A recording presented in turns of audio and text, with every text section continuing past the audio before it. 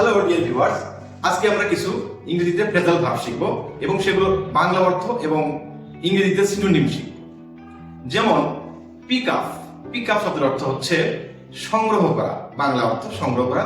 এটার ইংরেজিতে সিনোনিম হবে লিফট অর কালেক্ট, অর্থাৎ কোনো কিছু সংগ্রহ করা। এরপরে আসি আমরা পয়েন্ট আউট। পয়েন্ট আউট মানে হচ্ছে নির্দেশ করা। এর বাংলা অর্থ নির্দেশ করা, কিন্তু এর ইংরেজিতে যে অর্থটা সেটা হচ্ছে মেনশন করা অর ইন্ডিকেট করা। ইন্ডিকেট অর মেনশন কথার অর্থ হচ্ছে নির্দেশ করা।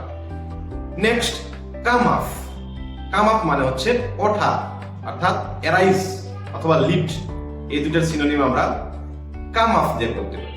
এরপরে আমরা দেখব টেক ওভার। টেক ওভার শব্দের অর্থ কি? টেক ওভার শব্দের অর্থ হচ্ছে অ্যাজিউম কন্ট্রোল, অর্থাৎ কোনো কিছুর নিয়ন্ত্রণ নেওয়া।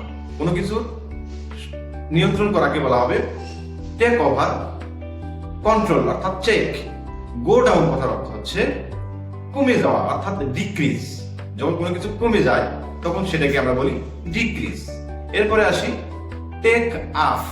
টেক আপ কথার অর্থ হচ্ছে কোনো শখ যখন আমরা শুরু করি তখন সেটাকে আমরা বলি টেক আপ। ইংরেজিতে এর অর্থ হচ্ছে বিগিন এ হবি, অর্থাৎ কোনো শখ যখন আমরা শুরু করি তখন সেটাকে আমরা বলি টেক আপ। Thank you.